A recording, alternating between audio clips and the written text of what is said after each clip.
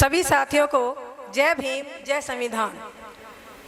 भारत ही नहीं बल्कि विश्व के गौरव, विश्व रत्न, शिक्षा, संघर्ष, सम्मान, स्वाभिमान, सौहार्द के प्रतीक, शीलवान, धैर्यवान, विवेकवान, दयावान, विश्व के महान विद्वान, उच्च कोटि के लेखक, समाज के श्रेष्ठ समीक्षक, श्रेष्ठ विचारक, शोषितों, पिछड़ों, नारियों के उद्धारक, उच्चतम 32 डिग्रियों के धारक, हिंदू कोड बिल के समर्थक, भारत का प्रखर वक्ता, प्रवक्ता, अधिवक्ता, महान होनहार, ईमानदार लीडर, शोधकर्ता, समानता का हिमायती, बुद्ध का अनुयायी, इंसानियत का सिपाही, निडर, निर्भीक, निश्चल, निष्कपट, निर्मल, निस्वार्थ, हृदय का मालिक, नौ भाषाओं के जानकार, कानून के रचनाकार, संविधान के शिल्पकार बाबा साहेब डॉक्टर भीमराव अम्बेडकर को मैं नमिता सोलंकी नमन और वंदन करती हूँ।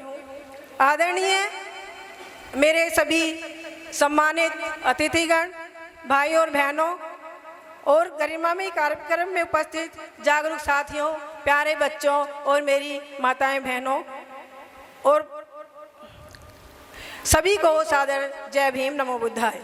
आज हम सब राजसमंद की पावन धरा पर कॉन्फ्रेंस हॉल अनुव्रत विश्व भारती तुलसी साधना शिखर में संविधान निर्माता व हिंदू कोड बिल के समर्थक बाबा साहेब डॉक्टर भीमराव अम्बेडकर जी की स्मृति में आयोजित गरिमामयी कार्यक्रम अम्बेडकर रिमेम्बरेंस सेलिब्रेशन ARC 226 में एकत्रित हुए हैं।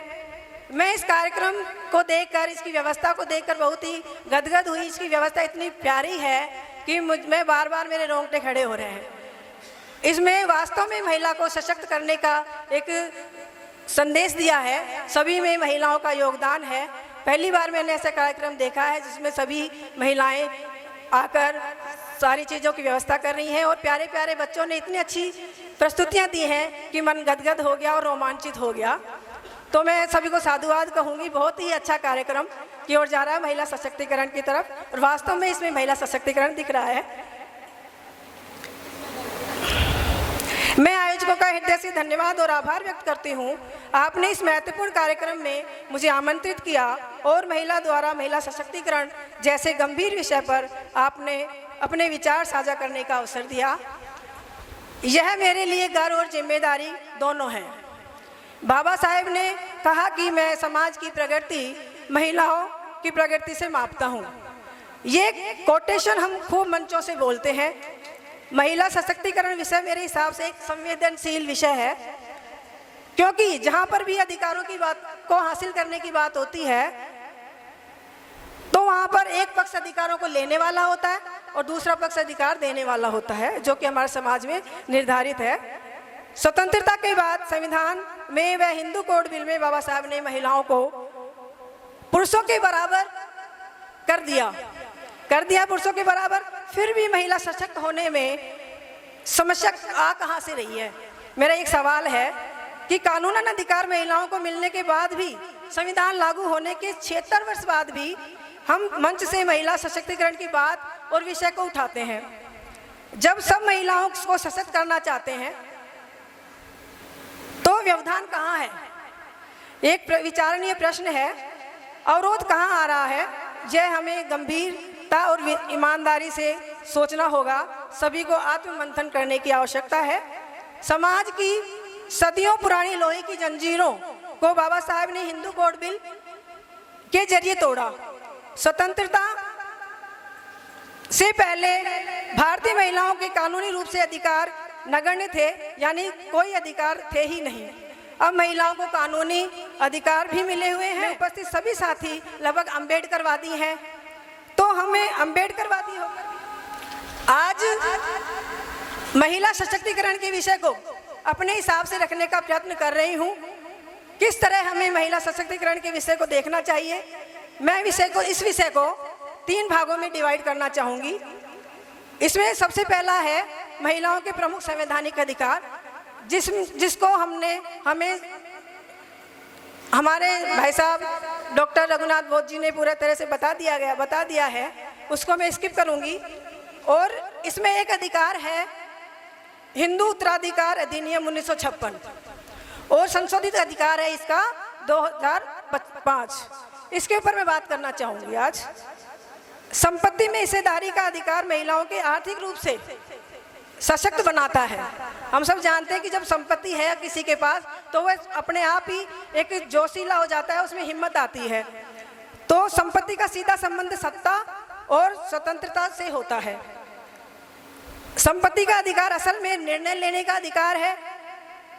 असली सशक्तिकरण महिलाओं के आर्थिक स्थिति मजबूत होना है। संविधान ने महिलाओं को सिर्फ कानूनी अधिकार नहीं दिए जबकि सम्मान और बराबरी की गारंटी दी है। संविधान ने तो कानूनी अधिकार दे दिए, लेकिन उन्हें प्राप्त करना और उपयोग करना भी जरूरी है। महिलाओं को सबसे पहले अपने अधिकारों की जानकारी होनी चाहिए, चाहे तो शिक्षा के माध्यम से हो या सामाजिक कार्यक्रमों के जरिए हो या कानूनी जागरूकता शिविरों के द्वारा हो। पर विडंबना है कि महिलाओं को सारे तीज त्योहारों का तो पता है, पर अपने अधिकारों के बारे में कोई जानकारी नहीं है। वो जानना ही नहीं चाहती, और जब अधिकारों का मालूम ही नहीं होगा तो उसके लिए लड़ेंगी कैसे।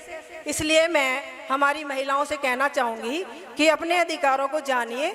हिंदू उत्तराधिकार अधिनियम 1956 संशोधित 2005 के अनुसार बेटी को बेटे के बराबर पैतृक संपत्ति में हक मिलना चाहिए, चाहे वह शादीशुदा हो या नहीं।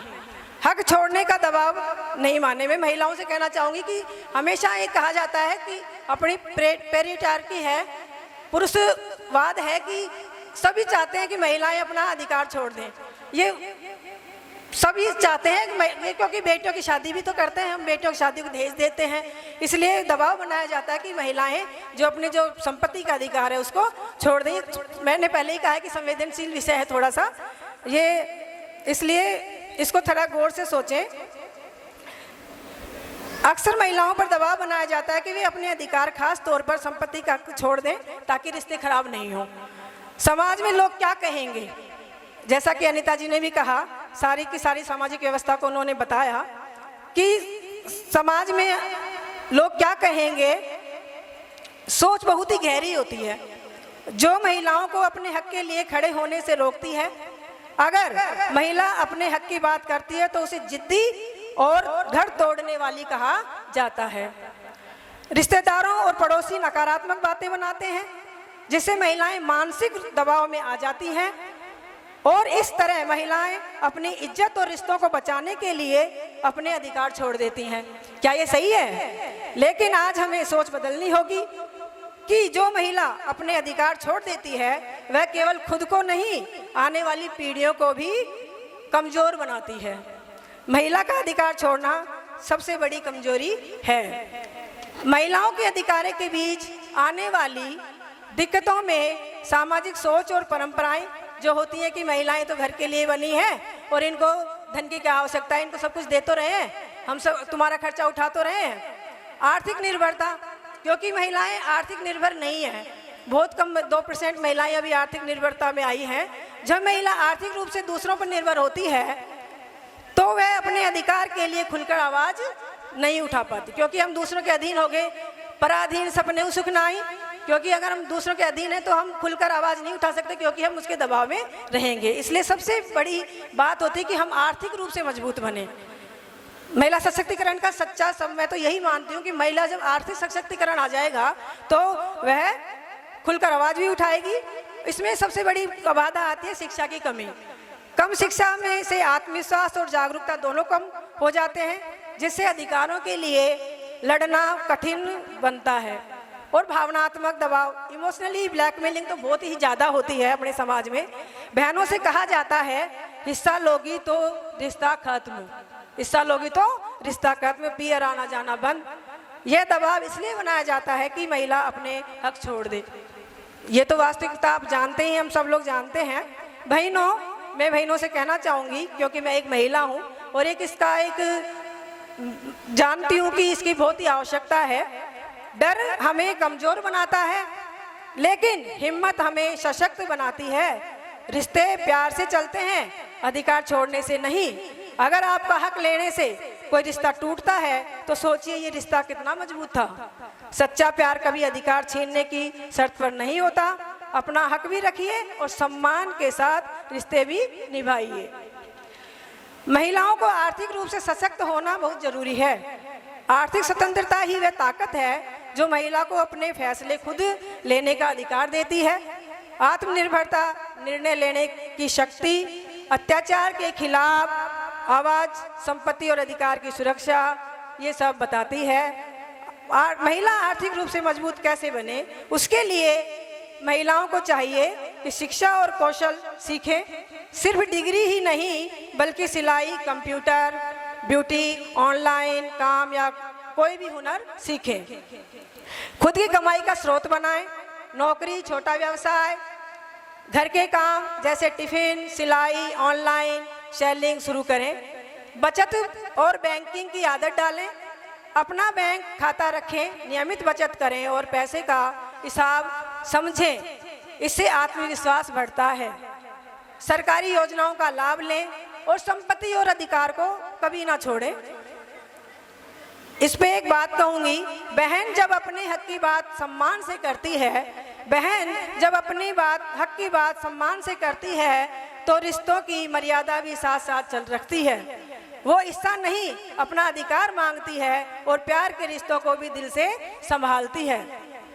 महिला सशक्तिकरण में जिसकी महत्वपूर्ण जिम्मेदारी है वो उसकी बात मैं करना चाहूंगी, क्योंकि सबसे महत्वपूर्ण जिम्मेदारी महिला सशक्तिकरण में जो आती है वह पुरुष की आती है।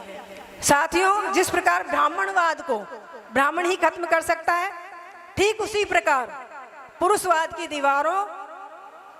दीवारें तभी गिरेंगी तब पुरुष खुद आगे आकर उसे तोड़ेंगे।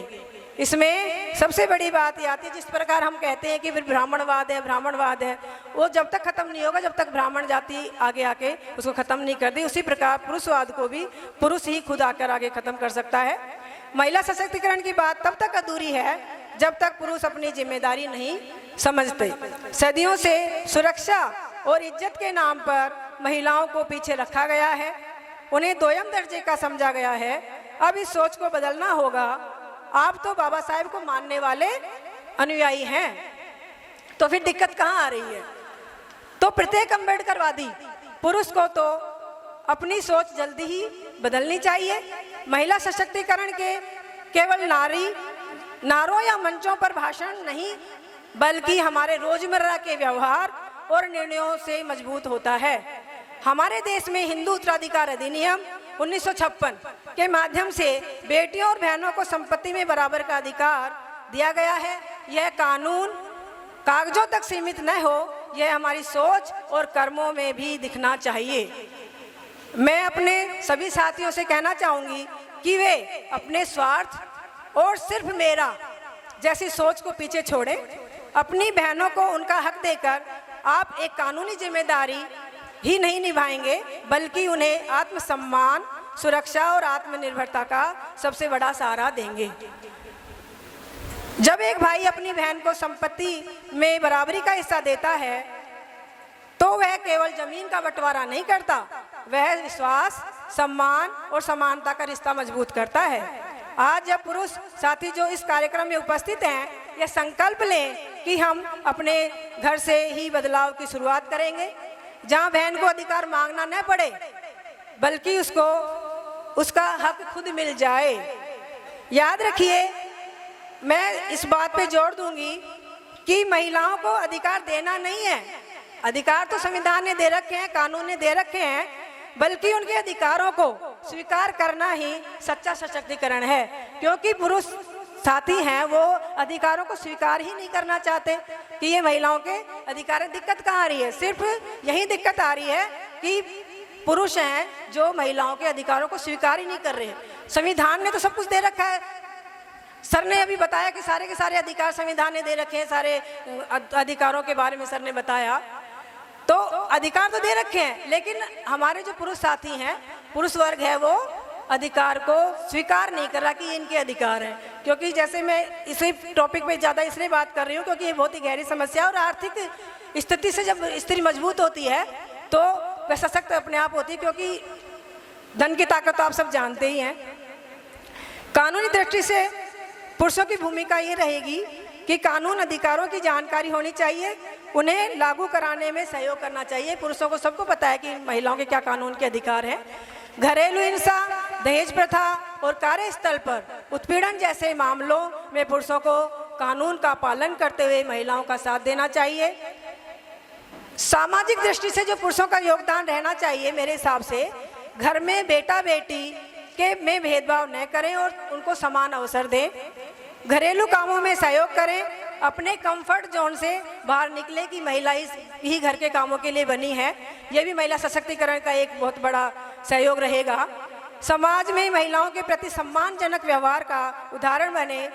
इजाज़त देने के बजाय अधिकार को समझें। महिलाएं बराबरी की हकदार हैं, किसी की अनुमति की मोहताज नहीं है। हक देना नहीं, उनके हक को पहचानना होगा।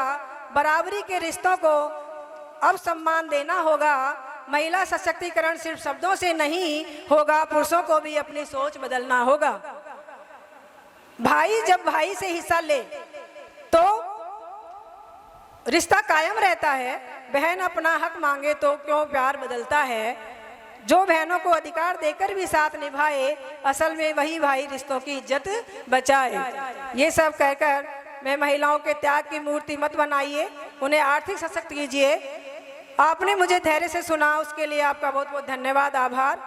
कार्यक्रम के आयोजकों को मैं बहुत बहुत धन्यवाद देती हूँ कि वास्तव में ये कार्यक्रम इतना गंभीर और महिला सशक्तिकरण को दिखा रहा था कि सबकी सब महिलाएं ही सारे कार्यक्रम को प्रस्तुत कर रही थी और बालक जो बच्चे हैं वो बहुत ही मोहक तरीके से सबको मन को जीत रहे थे और महिलाएं हमारी सशक्त बन रही हैं। इसी कार्यक्रम के अनुसार मैं चाहूँगी कि सभी जो पढ़े लिखे अपने सारे डॉक्टर्स साथी हैं, मैं उम्मीद करूंगी कि जो मेरी बात है उसको आप ध्यान से देखेंगे और आगे के समय में इसमें सहयोग करेंगे कि महिला को आर्थिक रूप से सशक्त करना बहुत आवश्यक है। यही सशक्तिकरण का मूल उद्देश्य होना चाहिए। धन्यवाद। जय भीम, जय महिला शक्ति। बहुत बहुत धन्यवाद नमिता जी, आपने बहुत ही विस्तार से बाबा साहेब के विचारों से हमें अवगत कराया। बाबा साहेब का जीवन संघर्षों से भरा रहा। हमें बाबा साहेब के विचारों को जीवन में उतारना चाहिए और यह प्रण लेना चाहिए कि हम हमेशा बाबा साहेब के विचारों की मशाल जलाकर रखेंगे और समाज में तथा आने वाली पीढ़ियों में उनको प्रसारित करेंगे। अब मैं मांगीलाल जी जेलिया साहब को मंच पर बुलाना चाहूँगी कि वो 2 शब्द कहें। जय संविधान। साथियों, मेरा छोटा सा उद्बोधन है, लेकिन वो उद्बोधन आपके चिंतन के साथ चलेगा। सशक्तिकरण के लिए हमारा परिवार का आर्थिक पक्ष मजबूत होना बहुत ज़रूरी है, तभी महिला सशक्तिकरण भी होगा और परिवार सशक्तिकरण भी होगा। हमें एक चिंतन करना है कि हमारा अर्थ का ज़्यादातर अक्षरण किस में हो रहा है। सबसे ज़्यादा अक्षरण जो हो रहा है, एक चीज़ आप चिंतन करिए कि बाबा साहब ने मनुस्मृति का विरोध क्यों किया था और उसको क्यों जलाया था। आप जरा सोचें उस पर क्यों किया था। उसमें सारा पाखंड और अंधविश्वास भरा हुआ था। हम सब शिक्षित हैं, यहाँ शिक्षित परिवारों से बैठे हुए हैं। मैं आपसे एक निवेदन करना चाहता हूँ कि हम पाखंड में कितने लिप्त हैं, हमारा धन कितना उसमें खर्च हो रहा है। उदाहरण के लिए जो पूर्व वक्ता ने जो पूजा पाठ और ये पद्धतियाँ जो है, क्या उसकी वैज्ञानिक सत्यता है। मेरे को अभी अगले जेठ महीने में कुछ पूजा चढ़ानी है कहीं, मैं 3-4 महीने से उसी में चिंतन करता रहता हूँ, किसको बुलाना, क्या करना, कैसे करना। इस सारी व्यवस्था में मेरा चिंतन चला जाता है और मेरा धन भी चला जाता है, लेकिन उसकी क्या उपयोगिता है आप बताइए। यहाँ बहुत सारी महिलाएं बैठी हुई हैं, सब कुछ अपना शिक्षित हैं, लेकिन शिक्षा का मतलब ये नहीं कि केवल पीएचडी या बहुत बड़ी डिग्री धारण कर ली है। आपने कभी चिंतन मनन किया? उदाहरण के लिए यहाँ बैठी हुई महिलाएं मुझे बताए कि कितनी महिलाएं शीतला माता का पूजन नहीं करती, बताओ। बताओ कौन नहीं करती है? मैं इनका अभिवादन करूंगा, धन्यवाद करूंगा। शीतला माता कोई माता नहीं थी, एक वायरस था। जिस तरह से कोरोना वायरस है, आप लोगों ने इसका चिंतन किया क्या? जब बाबा साहब ने ये चीज बता दी उस जमाने में कि आप आखंड और अंधविश्वास से बाहर निकलिए और उन ग्रंथों को जला दिया है, फिर भी आप उसके साथ चल रहे हो, तो अपना धन और समय और चिंतन सारा उसमें नष्ट हो रहा है। फिर आप कैसे सशक्तिकरण बनोगे? ये बताओ, कैसे परिवार आपका संबल और वो बनेगा? इसलिए मैं एक छोटा सा उदाहरण दिया था, आप उस पर चिंतन करें।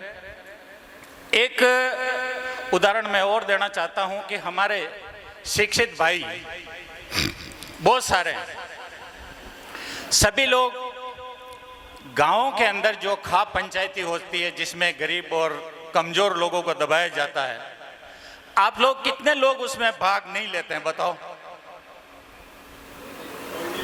गिने चुने नहीं लेते हैं। आप बताइए, जो वहाँ अंधविश्वास पालन के लिए, मृत्यु बोझ के लिए पंच इकट्ठे करते हैं, उसमें जो एक दूसरे की वो निकालते हैं 7 वीडियो का हिसाब किताब, और फिर उस आदमी को दबाया जाता है, फिर उस पर जो दूसरे उसके घर में जब काम पड़ा, तो ऐसी खाप पंचायतों में आप भाग लेते हो। आप कितनी वैज्ञानिक सोच उनको देते हो, ये बताओ। आप जब तक भीड़ के साथ बहते रहोगे तो इस समाज को क्या दिशा दोगे? 2 साल पहले हमने राजसमंद के अंदर एक युवा सम्मेलन करवाया था। उसके अंदर भंते जी विनयाचार्य जी आए, जो बौद्ध धर्म के बहुत ही अग्रणी संत हैं। उन्होंने एक बात बताई थी कि आप युवा सम्मेलन करने जा रहे हो, लेकिन नवयुग हो आप, तो आपने समाज को नवयुग का मतलब नई चीज देना। या आप पुराने भीड़ तंत्र में चल रहे हो, या उसी डरे में, परंपराओं में, रूढ़िवादियों में ही चल रहे हो, तो फिर आप कैसे नवयुग हुए? बताओ। पढ़े लिखे शिक्षित हैं हम, यहाँ सारे बड़े बड़े पोस्टों पे डॉक्टर, वैज्ञानिक सारे हम बैठे हुए हैं, लेकिन आप थोड़ा चिंतन कीजिए इस चीज पे कि हमने समाज को कोई नई चीज दी है क्या, या हम उसी रूढ़िवादियों में चल रहे हैं, या उनका ही हम फॉलो कर रहे हैं।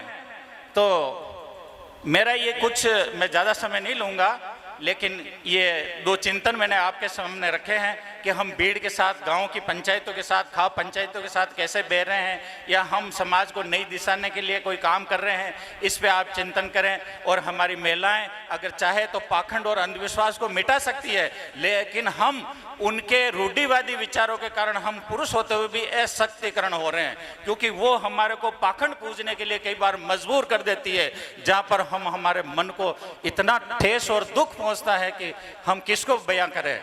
इसलिए हम महिलाओं को ये संदेश देना चाहते हैं कि आप ही इन रूढ़िवादी और पाखंड को मिटा सकते हैं।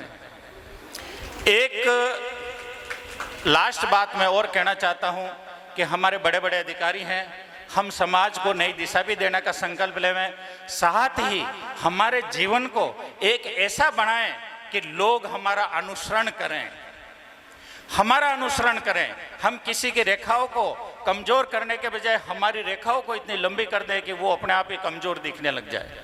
इस तरह का संकल्प हमारा होना चाहिए।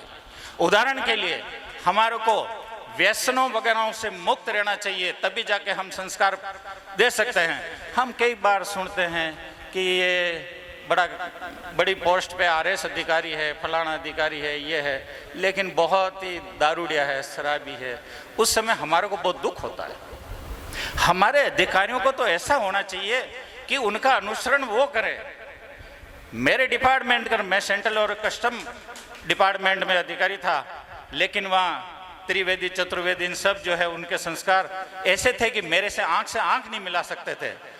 और लास्ट में मैं जो स्वास्थ्य की बात करी थी, और मैं उनको इस तरह से तर्क वितर्क से मैंने कहा, भी महर्षि मनु ने तो ये कहा था कि जन्म ना जाए थे शुद्रे संस्कारा द्विज उच्यते। मेरे में एक भी संस्कार शूद्र का नहीं है। बताओ मुझे कब ब्राह्मण बना रहे हो? और तुम लोग दारू मांस खा रहे हो, कब तुम शूद्र बन रहे हो? भाईचारे का मतलब ये थोड़ी होता है, जैसे आज महिलाओं के लिए कहा गया कि महिला ही, पुरुष क्यों उनको अधिकार दे रहे, महिला खुद उनको स्वीकार करे, पुरुष खुद स्वीकार करे। हाँ, बात सही है। और जब ये बात कहते हैं तो वो कहते हैं कि नहीं नहीं, ये तो हमारे सिर पे बैठने लगे, कल जो हमारे पैरों के अंदर बैठते थे। तो ये जो विचारधारा है, हम देखते थे गाँव के अंदर हमारे पिताजी 60-60 70-70 साल के थे, लेकिन इतना सा वो जो ब्राह्मणों का लड़का है या वो कोई राजपूतों का लड़का, बापू मुजरो बाबूजी वे ब्राह्मण के लिए।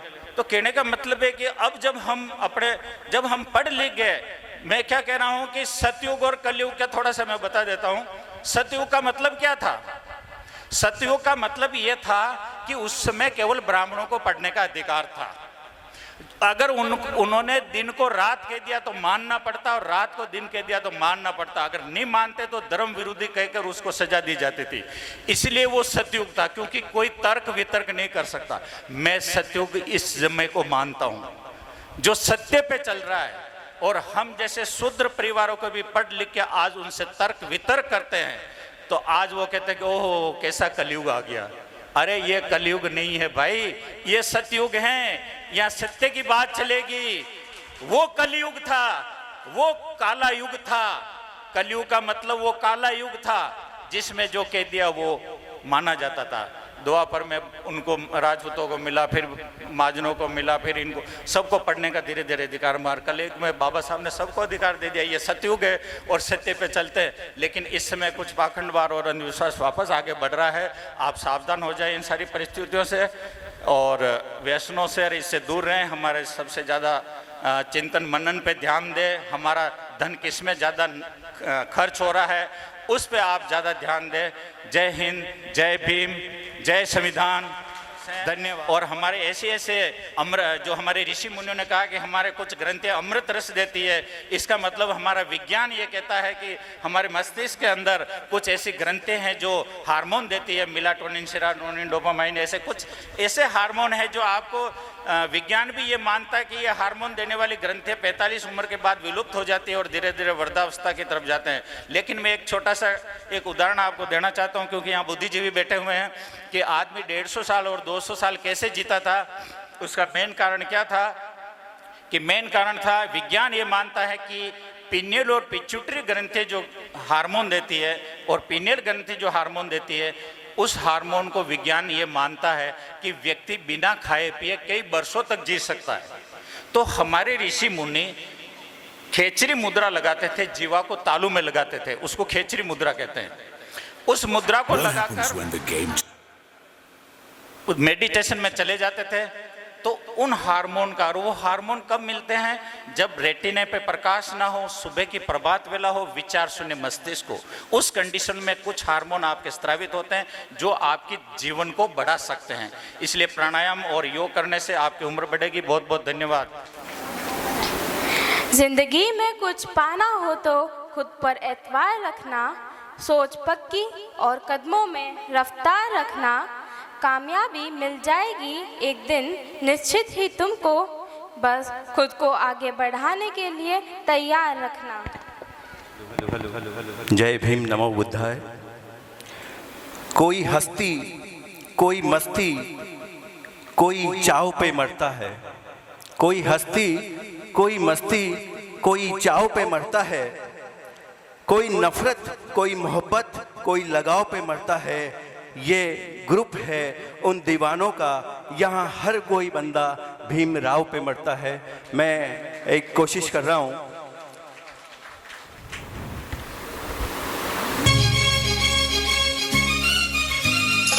बाबा साहब को समर्पित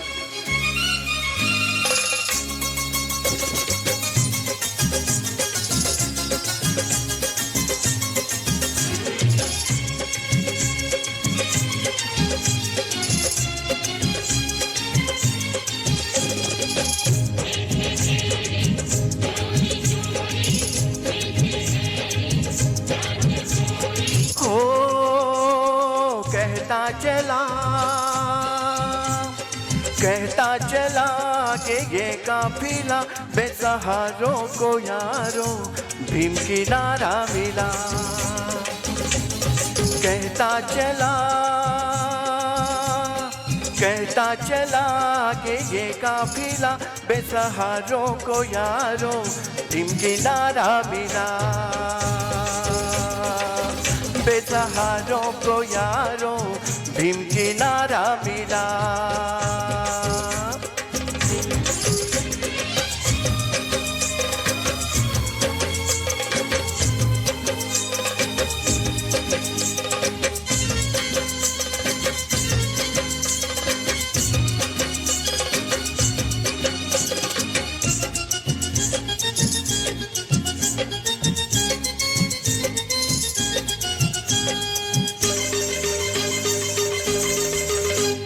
दूसरों को कहने दो, कहते ही रहने दो। कश्ती में बैठे थे हम सब बहुजन, तूफान से टकराए ताहिल पहले आए, मझदार का था वो फासला। आगे बढ़ा, आगे बढ़ा, खतरा टला, बेसहारों को यारों भीम किनारा मिला। बेसहारों को यारों भीम किनारा मिला। हो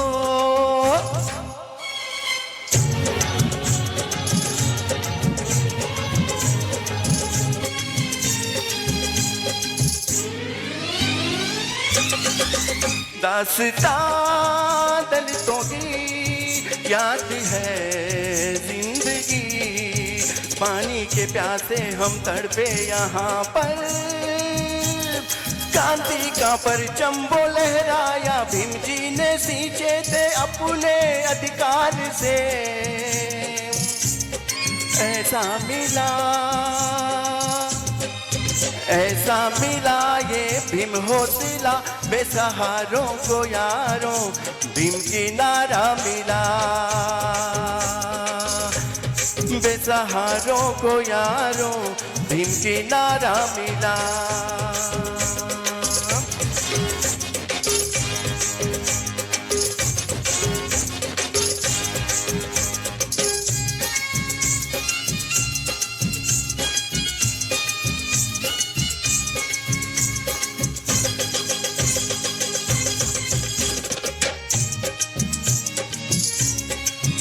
ये सिखाया भीम जी ने, हम अपना लेके ये कानून से हम, ताकत कलम की वो डर हर सितम का वो तोड़ी उन्होंने, देखो यहाँ संविधान का, संविधान का फल ये मिला, बेसहारों को यारों भीम किनारा मिला। बेसहारों को यारों भीम किनारा मिला। कहता चला,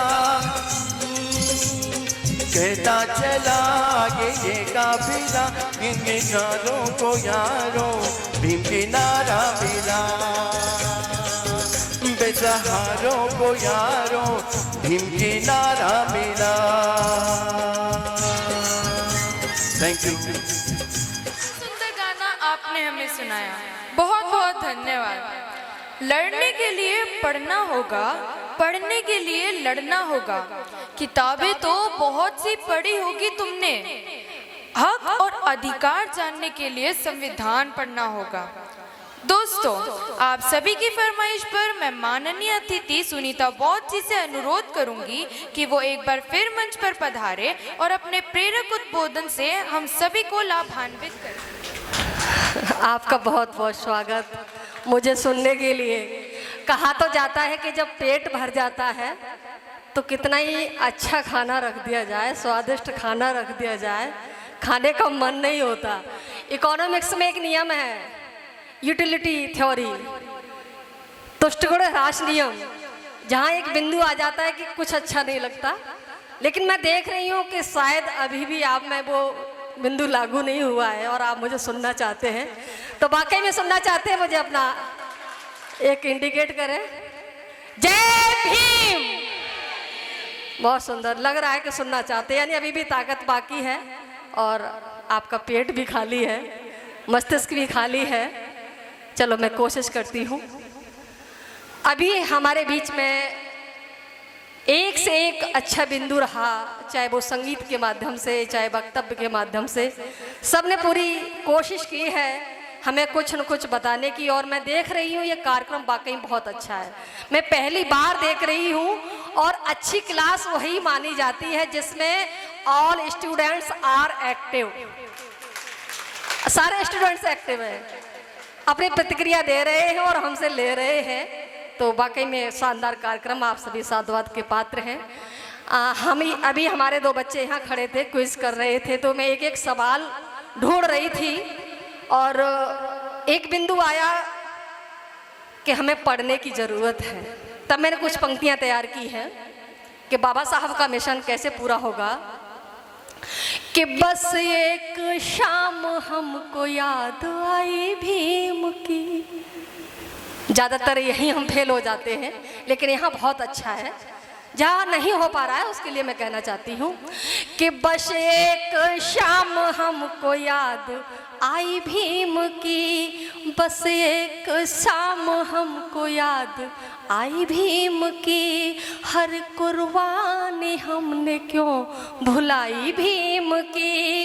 एहसान फरामोश होकर चूरियों हुए, सोचा नहीं कि कर ले कुछ पढ़ाई भीम की, पढ़ाई भीम की, पढ़ाई भीम की, यही काम आती है। और एक और सवाल आया था कि बाबा साहब जी ने ऐसा कौन सा आंदोलन किया जिसके लिए हमें पानी पीने को मिला। तो वहाँ से मैंने कुछ पंक्तियाँ निकाली हैं कि भीम दुनिया की वो हस्ती ज़माना गर्व करता है, भीम दुनिया की वो हस्ती ज़माना गर्व करता है, बदौलत भीम के बहुजन उड़ान नभ में भरता है, बदौलत भीम के बहुजन उड़ान नभ में भरता है। कभी हमको सुलभ नहीं था साफ पानी भी पीने को, और आगे की पंक्तियों पर आपकी हाँ चाहिए कि कभी सुलभ हमको नहीं था साफ पानी भी पीने को, घमंडी ताल भी अब तो सलामी झुक झुक करता है, घमंडी ताल भी अब तो सलामी झुक झुक करता है, सलामी झुक झुक करता है।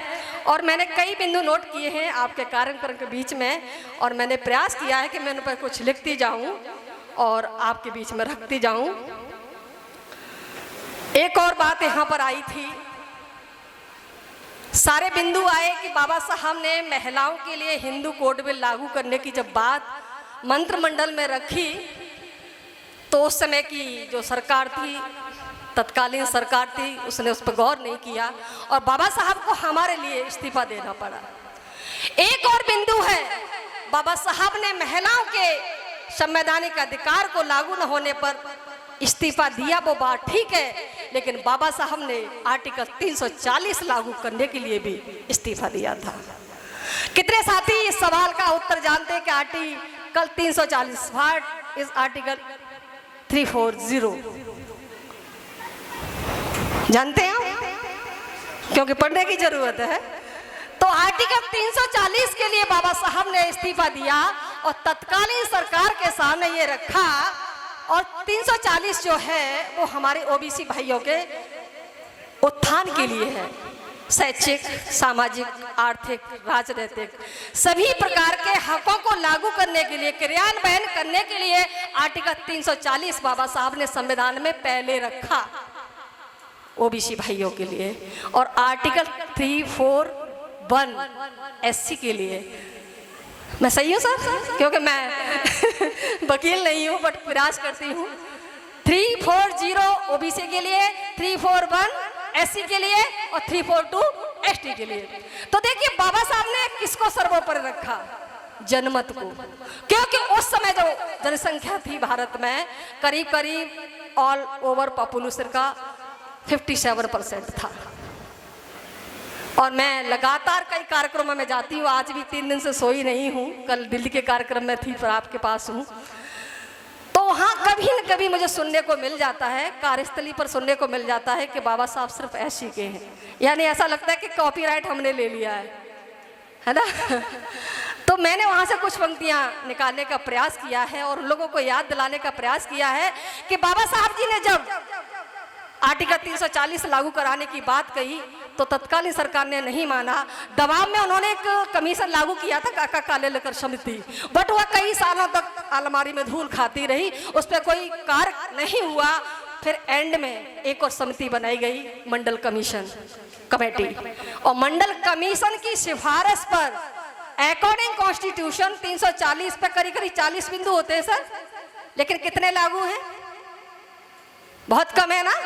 यानी करीब करीब जनसंख्या आज की होगी वो 60% से ऊपर होगी, और उनको जो हक मिल रहा है वो 27 मिल रहा है, यानी ऊंट के मुंह में जीरा। लेकिन वो क्यों मिल रहा है? क्योंकि वो अभी भी सोए हुए हैं, इसलिए उनको इतना मिल रहा है। अगर जिस दिन जाग गए ना पूरा मिलेगा। तब मैंने कहने का प्रयास किया है और लिखा है और उनको चेताया है कि पढ़ लेना एक बार कि बाबा साहब किसके हैं।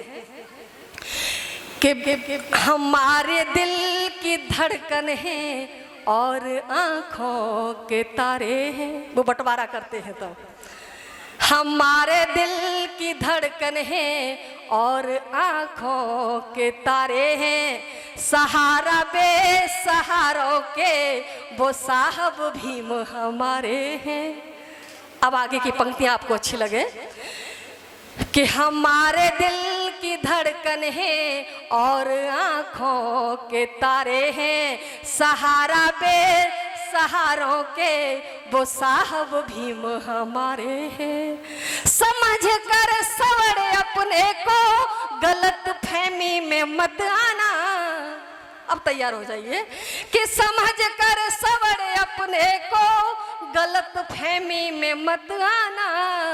भीम जितने हमारे हैं भीम उतने तुम्हारे हैं, भीम जितने हमारे हैं भीम उतने तुम्हारे हैं, भीम उतने तुम्हारे हैं।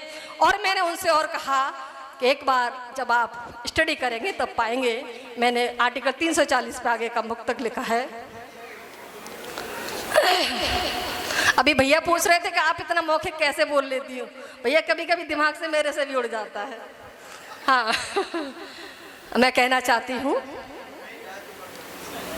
उड़ गया भाई साहब ने नजर लगा दी लग रहा है।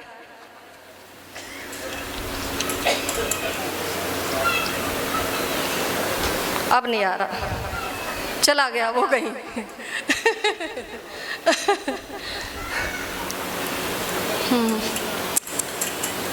चलो याद आएगा तो मैं सुनाती हूँ।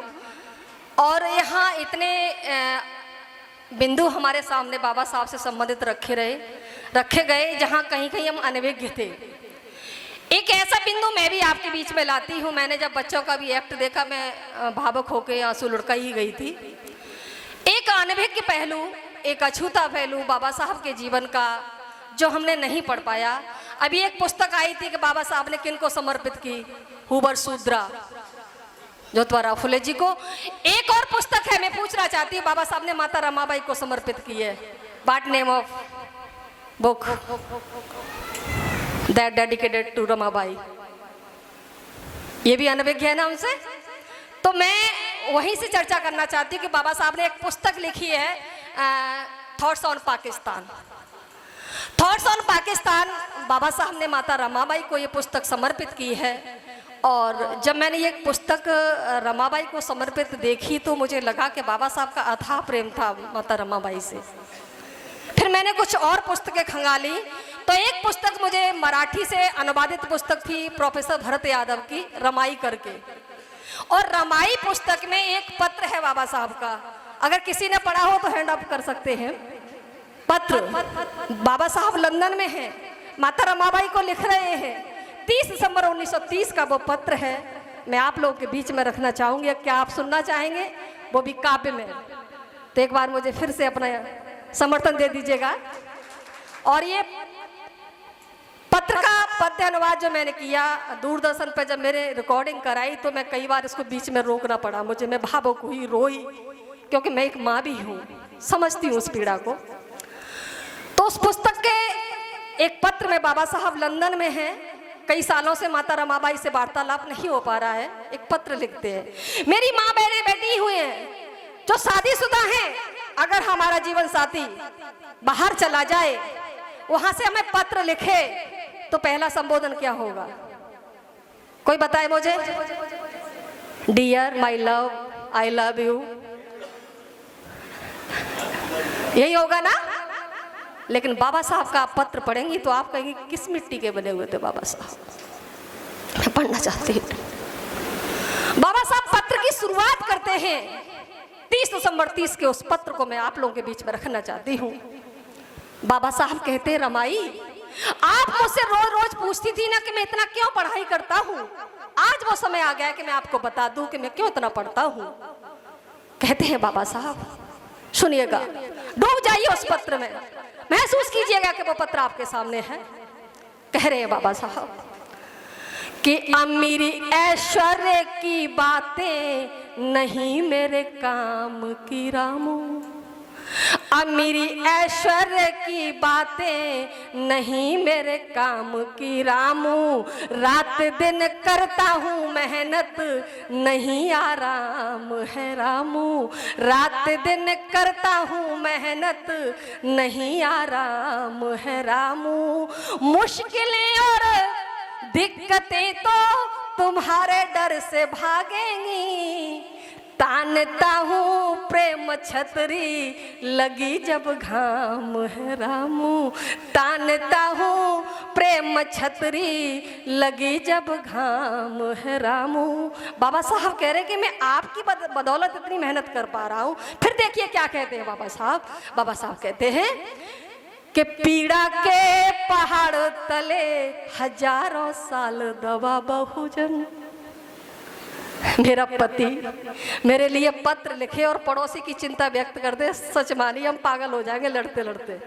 लेकिन बाबा साहब क्या कह रहे हैं कि पीड़ा के पहाड़ तले हजारों साल दबा बहुजन, अपनी बौद्धिक क्षमता से किया करता रहा जतन, निर्दयी नहीं हूँ मैं रमा, बस जिद के पंख लगाए हैं, मेरे अंदर भी दिल धड़कता है, प्यार करना चाहता है, तुम्हारे साथ बैठना चाहता है, लेकिन इस समाज को मारने का जिम्मा कौन लेगा रामू। कि निर्दयी नहीं हूँ मैं रमा, बस जिद के पंख लगाए हैं, रात दिन मैं भी तड़पा हूँ लबों पर दिखा नहीं क्रंदन, रात दिन मैं भी रोया हूँ दिखाया नहीं कोई क्रंदन, दिखाया नहीं कोई क्रंदन। और आगे बाबा साहब कहते हैं, रामू रामू ये वक्त बड़ा कठिनाई का है, मेरे लिए बहुत कीमती वक्त है, लेकिन आपका साथ और आप जो पूछती हैं उसका जवाब सुनिएगा। तीसरे पैराग्राफ में बाबा साहब कहते हैं, ना है विषमता की बेल गहरी, इसे जड़ से मूड़ना है, विषमता की बेल गहरी, इसे जड़ से मूड़ना है, तुम्हारा साथ मिल गया तो फिक्र मुझको है अब कैसी, तुम्हारा साथ मिल गया तो फिक्र मुझको है अब कैसी, ये बहुजन उभरेंगे एक दिन स्वप्न होगा ये पूरा है, हाँ बहुजन उभरेंगे एक दिन स्वप्न होगा ये पूरा है। कितना मार्मिक वार्तालाप, मूक वार्तालाप बाबा साहब का, जैसे समझने के लिए रमाबाई का दिल चाहिए हमारे पास, जो आज नहीं है। जो माँ बहनें कहती हैं कि बाबा साहब माता रमाबाई से प्रेम करते तो उनके बच्चे क्यों चले जाते, लेकिन ये पत्र प्रमाण है कि कितना प्रेम था बाबा साहब को। आगे कहते हैं, चौथे पैराग्राफ में बाबा साहब परिवार की तरफ आते हैं, पूरे समूचे समाज की बात कर ली, अपना उद्देश्य बता दिया। उसके बाद बाबा साहब कहते हैं कि संभालो यशवंत को रामू, कहीं ये छोड़ ना जाए। बहुत पीड़ा देती है पंक्तियां। क्या बच्चे से सिर्फ माँ प्रेम करती है? पिता के कलेजे की पीड़ा को कोई समझे, इसके लिए बहुत बड़ा दिल चाहिए। कि संभालो यशवंत को रामू, कहीं ये छोड़ ना जाए, हमारे नैनों पले सपने कहीं ये तोड़ ना जाए। कि ये कुर्बान 4 बच्चे आज हम फिर भी जिंदा हैं, सलोने अपने इस सुख से कहीं मुख मोड़ ना जाए, सलोने अपने इस सुख से कहीं मुख मोड़ ना जाए। अब अंत में माता रमाबाई से प्रेम की दो बातें करते हैं बाबा साहब, अंतिम पैराग्राफ उस पत्र का, कि तुम्हारे साथ बिना रामू ज्ञान सागर अधूरा है। कितना प्रेम होगा बाबा साहब को, किस मिट्टी के बने थे बाबा साहब। तुम्हारे साथ बिना रामू ज्ञान सागर अधूरा है, सुखद एहसास से नाचा हमेशा मन मयूरा है, सुखद एहसास से नाचा हमेशा मन मयूरा है। अश्रु का जल छिड़क कर तुम मनोबल जब बढ़ाती हो, ये बहुजन उभरेंगे एक दिन स्वप्न होगा मेरा पूरा है, ये बहुजन उभरेंगे एक दिन स्वप्न मेरा होगा पूरा है।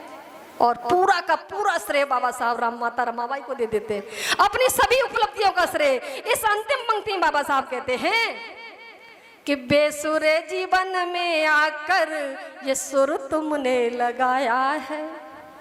कुछ भी नहीं था मैं, भीमाबाई के जाने के बाद मैं जीरो था। बेसुरे जीवन में आकर ये सुर तुमने लगाया है, बुझते जीवन में आकर क्रांति का दीप जलाया है। बना रहता पौधा बोना तुमने एक वृक्ष बनाया है, बना रहता पौधा बोना तुमने एक वृक्ष बनाया है। गरीबी के मेरे आदेश यदि तुम्हें मीठे नहीं लगते, बना रहता पौधा बोना आज एक वृक्ष बनाया है। और वो वृक्ष है संविधान। ये संविधान ही वो महावृक्ष है जिसकी शीतल छाया में हम लोग अपनी राह ढूंढते हैं, सहारा लेते हैं, थक जाते हैं तब बैठते हैं।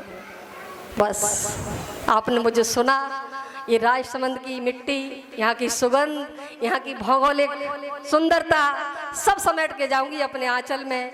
और आज का ये खास दिन मेरे लिए वाकई में मेरी साहित्य की यात्रा में जुड़ेगा, तब आप वहाँ आप भी होंगे सभी। ऐसी मैं मंगल कामना अपने लिए भी करती हूँ कि मैं इस दिन को सजाऊँ, इस पर लिखूं और आपको भी दे के जाऊं कुछ। इसी के साथ सभी को जय भीम, जय भीम, जय संविधान, जय भारत। उससे पहले मैं हमारे अतिथि वक्तागण खास करके सुनीता जी बौद्ध और नमिता जी सोलंकी जी को एक बार मंच पर वापस बुलाना चाहता हूं और उनका एक बार फिर से हम सभी की तरफ से हार्दिक आभार व्यक्त करना चाहते हैं। सम्मानित वक्तागण, माताएं एवं बहनें, भाई एवं सभी जागरूक साथियों को मेरा सादर नमस्कार। आज का यह प्रेरणादायक कार्यक्रम अंबेडकर रिमेम्बरेंस सेलिब्रेशन 2026 एक शाम बाबा साहेब के नाम केवल एक आयोजन नहीं बल्कि नारी शक्ति, एकता और संकल्प का एक सशक्त उदाहरण है। विशेष गर्व की बात यह है कि इस पूरे कार्यक्रम का सफल आयोजन हमारी सभी महिलाओं द्वारा मिलकर किया गया है। यह अपने आप में नारी सशक्तिकरण की जीवंत मिसाल है। मैं हृदय की गहराइयों से आभार व्यक्त करती हूँ सुनीता बौद्ध जी का, जो एक प्रतिष्ठित कवयित्री, साहित्यकार एवं प्रधानाचार्य टुंडला उत्तर प्रदेश से हैं। आपने नारी सशक्तिकरण विषय पर अपने प्रेरणादायक विचारों एवं प्रभावशाली शब्दों के माध्यम से महिलाओं को शक्ति, आत्मसम्मान, संघर्ष को अत्यंत सुंदर तरीके से प्रस्तुत किया। मैं विशेष धन्यवाद देना चाहूँगी नमिता सोलंकी जी का, जो शिक्षिका एवं प्रतिष्ठाध्यक्ष महिला प्रकोष्ठ डोमा परिसंघ राजस्थान के रूप में समाज में महत्वपूर्ण भूमिका निभा रही हैं। आपने महिला सशक्तिकरण, शिक्षा, अंधविश्वास, आडंबर एवं नारी शक्ति जैसे महत्वपूर्ण विषयों पर अपने प्रखर विचार रखकर हम सभी को नई दिशा और जागरूकता प्रदान की।